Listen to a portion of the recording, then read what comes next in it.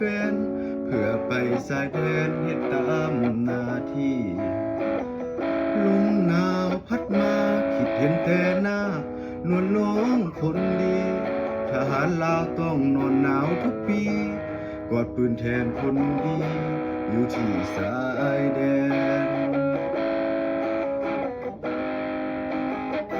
โอ้โอ้ละน้องทหารสายสาดทหารโอ้โอ้ละน้องสายสาดทหารต้องทนทุกข์ทรมานทหารต้องเฮ็ดหน้าที่ถึงตัวห่างไกลแต่ว่าหัวใจอ้ายของคนดีทหารลาวต้องนอนหนาวทุกปี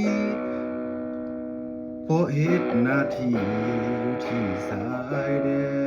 น